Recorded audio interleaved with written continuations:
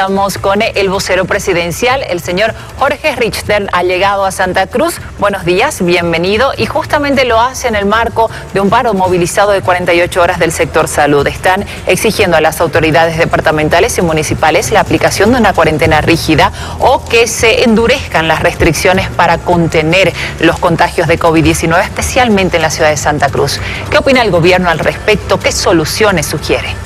¿Cómo está, Gabriela? Buenos días. También un cordial saludo para toda la gente acá en Santa Cruz. Sin lugar a dudas que tanto la amenaza de paro del gobierno del Colegio Médico Nacional como el paro que se está realizando acá en Santa Cruz guarda una distancia muy profunda con la necesaria empatía que se requiere entre la ciudadanía, entre los gobiernos y entre los sectores médicos. No es un momento en el cual se pueda hoy en día aceptar que haya un paro de actividades poniendo en riesgo a la ciudadanía. Hay que mirar cuáles son las cifras que tiene Santa Cruz. La mayor letalidad, sin ser la letalidad crítica de la primera ola, pero la mayor letalidad y la mayor cantidad de fallecidos está día a día instalada en Santa Cruz. Precisamente ese es el argumento para exigir esta cuarentena rígida. Pero ahí hay que realizar otro tipo de trabajos también, que está en la secuencia de la atención primera. Hay que diagnosticar. Cuando se diagnostica y se encuentra una persona que está en positivo, hay que medicar rápidamente. Y ese es un elemento central y estructural de la lucha contra el COVID. Se medica rápidamente, se aísla, ya sea en un centro de recuperación o en su domicilio, y se monitorea, se hace un seguimiento de la salud según lo que señala el protocolo estos 14 días. Si se realiza esta secuencia de manera eficiente, lo que se tiene es la posibilidad de evitar que la gente llegue a las unidades de terapia intensiva. No se puede esperar al paciente únicamente como lógica de todo plan en la terapia intensiva. Usted lo que tiene que hacer es medicarlo tempranamente. Insisto, precisamente esas son las razones, los argumentos que están dando los representantes del Colegio Médico, de los trabajadores también del sector salud. Ellos piden la cuarentena para cortar los contagios, para que la población no enferme y no tenga que acudir a los servicios de salud, donde también tienen necesidades en cuanto a recursos humanos, medidas de bioseguridad y demás. Entonces, ¿cuál sería la solución según el gobierno? En ese caso, en el caso puntual de Santa Cruz, lo que se tiene que hacer es, uno, tener que dialogar, no tener que presionar con un paro.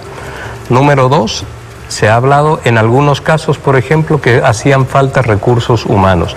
Los recursos humanos ya han sido concedidos, los recursos humanos ya están a disposición de la gobernación y del municipio. Fundamentalmente, antes que poder establecer una lógica de restricción plena y absoluta, lo que se tiene que hacer es trabajar en esta secuencia. Ahí, sin lugar a dudas, que el trabajo de la gobernación, el trabajo de la gobernación y el trabajo de la alcaldía tiene que ser todavía mucho más eficiente. Hay que diagnosticar a una mayor cantidad de gente. No se está diagnosticando en la medida de la cantidad de pruebas antígenos nasales que se tienen. Los reportes a través de un sistema que se llama CIBE, los reportes no son lo suficientemente altos. Si en esta etapa no diagnosticamos, tenemos un inconveniente. Ahora bien, se pide, escuchaba la nota, se pide material de bioseguridad, se pide un mejoramiento, una inversión en las unidades de terapia intensiva, se piden un conjunto de elementos, pero no es el momento para hacerlo a través de un paro. Esto se puede dialogar, se pueden establecer objetivos para alcanzarlos de forma conjunta. Hay un segundo elemento que también está fallando, Gabriela, y es la debida coordinación. Los gobiernos, esto lo hemos podido ver a través de todo el país, los gobiernos municipales y departamentales no tienen una adecuada coordinación entre sí. Y muchas veces la política transversaliza estos hechos y ese también es un elemento que afecta el tema electoral, el tema de las candidaturas, la cuestión política, las miradas y las diferencias entre los liderazgos en una ciudad. Esto está afectando notablemente al tema de la salud y exponen a la población en una disputa que termina siendo local, interna, exponen a la población con mucho riesgo. Y en este escenario se ha aprobado y sancionado una ley de emergencia sanitaria que hasta el momento no ha sido promulgada. ¿Por qué? Estamos observando algo. El país necesita una ley de emergencia sanitaria. ¿Por qué la requiere? Porque en una situación crítica como la que estamos viviendo, tenemos que tener un Estado con capacidad de reaccionar. Capacidad de reaccionar significa de poder comprar insumos, de poder comprar vacunas, de poder comprar pruebas, de poder comprar medicación. Ahí solo le hago rápidamente un paréntesis. Una unidad de terapia intensiva requiere 60 ítems de medicación y esos medicamentos no siempre se consiguen en el mercado local, hay que importar. Y esa importación dura 4 meses aproximadamente. Es una emergencia, tenemos que tener capacidad de respuesta rápidamente. Lo que está visto es que el gobierno nacional está muy limitado en situaciones de emergencia como las que tenemos. Ese es el punto central. Ahora bien, cuando se aprueba una ley, se establece siempre una negociación y un diálogo con aquellos sectores que pueden tener una mirada distinta. Hemos llevado adelante este diálogo a iniciativa y a convocatoria del ministro de Salud. Se ha logrado un acuerdo, se ha firmado un documento y después las partes se han terminado retirando algunos casos, desconociendo el acuerdo. Pues el país necesita una ley, el presidente la va a promulgar en los próximos días, pero está observando cuál es también la voluntad de los sectores médicos en este momento de excepción que es la pandemia. ¿Cuán fundamentales eran estos artículos observados por los médicos? ¿Por qué no aprobar esta ley de emergencia dejándolos de lado? Porque tenemos, por ejemplo, un punto que es absolutamente central. Primero, corresponde realizar paros cuando tenemos una situación de emergencia donde hay gente que fallece, pero además cuando estamos en puertas de la vacunación, dejar todo esto en suspenso para poder peticionar sobre intereses de un gremio corporativo, de intereses que se cruzan con lo político. Se había hablado, se había conversado, se había acordado. Ese es el tema central. Número 2, es muy importante saber que la ley protege también la economía de la gente. No es posible que avancemos hacia una mercantilización de la economía con las pruebas rápidas. ¿Cuánto costaban las pruebas rápidas cuando no teníamos a disposición como se tiene ahora? Las pruebas rápidas, las internaciones, los tratamientos en unidad de terapia intensiva, un conjunto de prestaciones que se han convertido en inaccesibles para la gente y que en su desesperación por ver la salud afectada, pues han asistido a estos centros privados sin un precio regulado y han terminado fuertemente endeudados. Eso también se está normando. Y hay un tercer aspecto que son las listas de precios y las cláusulas de confidencialidad que han señalado. Y rápidamente le explico, Gabriela, la cláusula de confidencialidad. Cuando se compraron las vacunas Sputnik del laboratorio Gamaleya, previo a eso ya estaba publicado el decreto 4432. En su artículo 4 habla sobre la confidencialidad de las vacunas. Es el único elemento que está sujeto a confidencialidad porque es un requisito de los laboratorios. Todos los laboratorios exigen una cláusula de confidencialidad. Básicamente no es por el precio, sino que es por el conocimiento científico, que no permiten divulgarlo. Esa cláusula de confidencialidad que estaba en el decreto 4432 era pública, se conocía. Si uno le preguntaba a alguien cuánto tiempo dura la cláusula de confidencialidad, no nos lo sabían responder a pesar de que era público. Y son 3 años, eso significa que no han leído el decreto, que no conocían el decreto, no se estaba escondiendo nada, y si no incorporamos esta cláusula, no tenemos acceso a las vacunas. Ahora, con respecto a la ley de emergencia sanitaria, ¿hay dudas de parte del presidente si promulgarla o no? Lo que existe es una mirada sobre el comportamiento médico, si la empatía del sector médico va con las necesidades de la población. Se está pidiendo que nuevamente abrir el diálogo. Nosotros abrimos el diálogo. ¿Eso implicaría modificaciones en el contenido de la ley? Se puede reglamentar. Los puntos sensibles que están buscando se van a reglamentar. En esa reglamentación se los ha invitado a participar. Ese es un tema importante. Se había también acordado con ellos. Los puntos que se habían acordado se trataron, se llegaron a coincidencias, se hicieron acuerdos de participar en esta reglamentación de forma conjunta. Pues bien, el gobierno los espera, el gobierno va a dialogar y vamos a seguir conversando, porque el diálogo ha sido una impronta que ha caracterizado todo este proceso con las gobernaciones, con los municipios, etcétera. Aunque no pensemos igual, pero necesitamos ponernos de acuerdo. Y en esa perspectiva, la posibilidad de diálogo sigue abierta, pero tiene que ser, Gabriela, tiene que ser serio, tiene que ser sostenible, no puede ser cuestión de invertir tiempo, de perderlo y después de llegar a conclusiones y después no reconocerlas. Y en el medio, amenaza de paro permanente, en el medio la cuestión de la salud de la gente, no es posible avanzar. Tenemos un momento de excepción y en ese momento de excepción hay que mirar básicamente de forma muy empática a la población, el gobierno central, los colegios médicos, para ponernos de acuerdo, pero tiene que ser serio y duradero y sostenible en el tiempo. Hablaba antes de limitaciones que tiene el gobierno. ¿Si nos puede profundizar sobre eso, por favor? ¿En qué sentido y cómo se resolverían?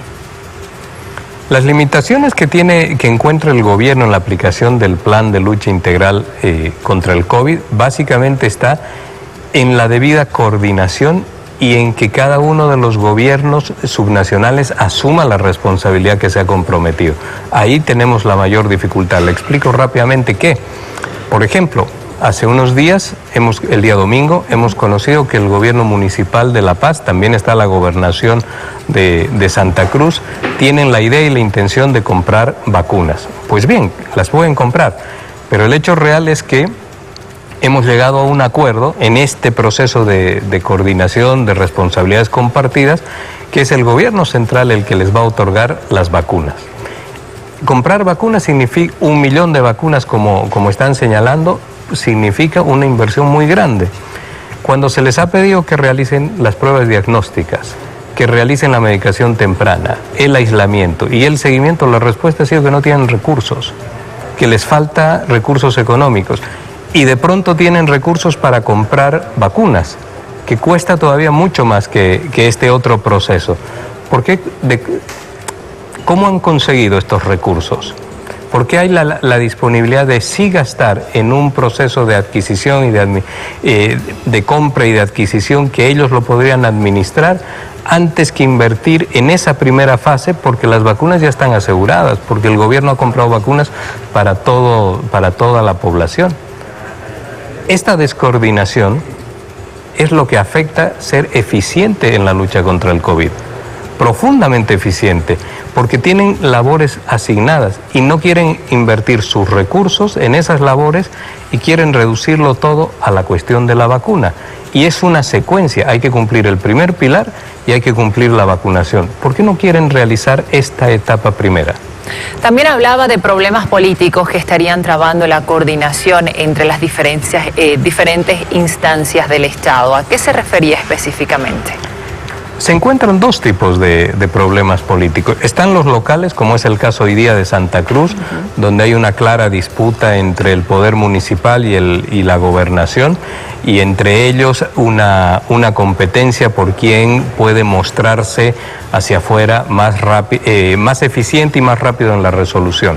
Ese es un enorme problema porque adicionalmente hay candidatos también que están vinculados a la gobernación y al municipio y que van realizando promesas de orden electoral, como esto de que van a comprar vacunas y más o menos que la próxima semana se las entregan, que no va a ocurrir, Gabriela.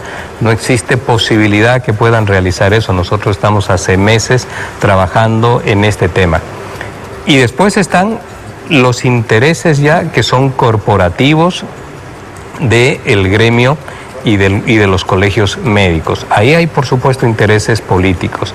Y también hay miradas políticas ya en el nivel macro, son miradas políticas de oposición al gobierno y de exigirle una perfectibilidad en cada uno de los actos o de los hechos o de las decisiones que va asumiendo. Nosotros, desde el gobierno central, tenemos que lidiar cada día con sugerencias de lo que debemos hacer, que es un sentido común, a veces bastante básico, de lo que debemos hacer, de cómo debemos enfrentar a la pandemia. Y ahí un ejemplo, hemos tenido permanentemente insinuaciones y formas disimuladas de presionar al gobierno para llevarlo a una cuarentena rígida. Y no vamos a una cuarentena rígida hasta el día de hoy, porque también de forma paralela se va cuidando la economía del país. La gente puede tener salud, pero si no tiene economía es un problema.